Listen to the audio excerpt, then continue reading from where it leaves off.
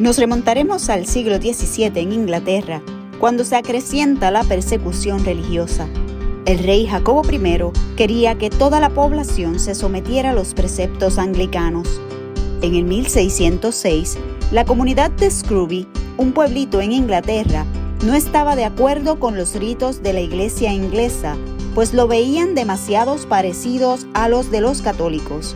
Siendo seguidores de Calvino y Lutero, ellos pensaban que no deberían existir las jerarquías ni los intermediarios entre Dios y el pueblo. Basaban sus acciones según lo que aparece en la Biblia. Teniendo como líder a William Bradford, deciden mantener su religión en secreto. A estas personas se le llamaban separatistas y luego fueron conocidos como los peregrinos. En el 1608, los separatistas deciden trasladarse a Leiden, Holanda, por la amenaza de perder su libertad religiosa. Pero ahí tampoco estuvieron contentos. Aunque tenían la libertad religiosa que anhelaban, no estaban acostumbrados a la vida urbana y moderna de Leiden. Los obligaban a trabajar fuerte y con poca paga, y además sus hijos se estaban volviendo holandeses. Ellos no estaban de acuerdo con la religión inglesa, pero las familias querían conservar su cultura. Al darse cuenta de que en Holanda no estaban satisfechos, surge la idea de construir una comunidad en el Nuevo Mundo. No era la primera vez que los ingleses habían enviado expediciones a las Américas, pero el único asentamiento permanente, Jamestown, no era muy exitoso. Thomas Weston creó una sociedad anónima para que la Compañía de Virginia financiara el viaje. La compañía aceptó con la condición que los colonos trabajarían 6 días a la semana y que ninguno sería dueño de su propia tierra o casa, ya que todos los beneficios debían ser devueltos a los inversionistas hasta que se pagara su deuda. Un amigo de la congregación, el capitán Blossom, les compró un barco de pasajeros llamado Speedwell y Weston alquiló otro de carga más grande, el Mayflower. El barco llevaba el nombre de la flor Mayflower, que según cuenta la leyenda, brotó de una gota de la sangre de Cristo en la crucifixión. Weston contrató los servicios del capitán Christopher Jones y su tripulación para llevar a los peregrinos. En julio de 1620, los peregrinos cargaron una sola caja con sus pertenencias y embarcaron, pero el Speedwell tenía una fuga, lo que retrasó el viaje. Tuvieron que dejar al barco con varios de sus tripulantes y el 6 de septiembre del 1620, con 102 peregrinos, se van rumbo a América. El Mayflower era un barco de carga, no de transportación, y se usaba para viajes comerciales entre Inglaterra y Francia. El barco tenía una cubierta superior, otra de armas y otra de carga. Medía 27 metros de largo y 7 de ancho.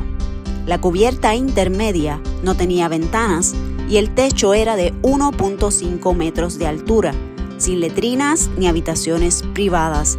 En estas condiciones estuvieron los peregrinos durante más de 2 meses y rara vez salían de esta cubierta intermedia. En el viaje solo murieron 2 personas por enfermedad, uno de la tripulación y un sirviente del médico Samuel Fuller. Entre los peregrinos se hallaban 3 mujeres embarazadas. De los 3 niños, solo uno sobrevivió el parto y la niñez, llamado Peregrine White. Fue el primer inglés que nació en el Nuevo Mundo. El destino original del barco era el norte de Jamestown, en la región del actual estado de New York. El rey les había hecho una patente a los peregrinos para que estuvieran en esa área que le pertenecía a la Compañía de Virginia. Pero debido al clima y a la falta de suministros, se vieron obligados a desembarcar en Massachusetts, en Plymouth, el 11 de noviembre del 1620. Como ya no iban a estar bajo las reglas y vigilancias de la Compañía de Virginia, la patente ya no servía, así que antes de desembarcar, redactaron y firmaron el Pacto de Mayflower, un acuerdo entre los peregrinos y los forasteros para aceptar las leyes en la nueva colonia por el bien común.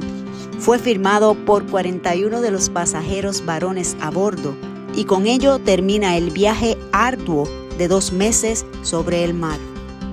Como se retrasaron al salir, llegaron tarde para cultivar y el clima era más frío de lo esperado. Algunos de los peregrinos construyeron unas pequeñas cabañas, las cuales eran muy frías, pero la mayoría se quedó a bordo del Mayflower, donde las enfermedades se propagaban fácilmente. Para sobrevivir, comían de lo que habían dejado en los poblados indígenas abandonados y de lo que pudiesen pescar. A pesar de que el primer encuentro con los indígenas fue hostil, fueron ayudados por Squanto de la tribu Patuxet y Massasoit, el jefe de la Confederación Wampanoag. Al terminar ese primer invierno, se habían muerto más de la mitad de los peregrinos. A los que quedaron vivos, Squanto les enseñó a cultivar maíz, habichuelas y calabazas, lo que les permitió continuar y establecer su colonia. Habiendo cumplido su misión, el Mayflower regresa a Inglaterra el 5 de abril del 1621. Se acercaba ya la fecha en que los peregrinos cumplían 1 año de llegar a Plymouth. Como habían tenido una buena cosecha, decidieron celebrar por 3 días con pavo, pescado y maíz. Los indios los escucharon y llegaron con varios venados para añadir al banquete. En el 1622, el capitán Jones muere al llegar de uno de sus viajes comerciales y el Mayflower se queda anclado en el puerto de Rotherhithe en Thames. 2 años más tarde, se vendió como chatarra, toda podrida por unas 130 libras. Hoy día no se sabe con certeza dónde están los restos. Para transmitir esta historia a más personas, construyeron una réplica del barco al que nombraron como el Mayflower II, el que se encuentra en Plymouth Harbor, en Massachusetts.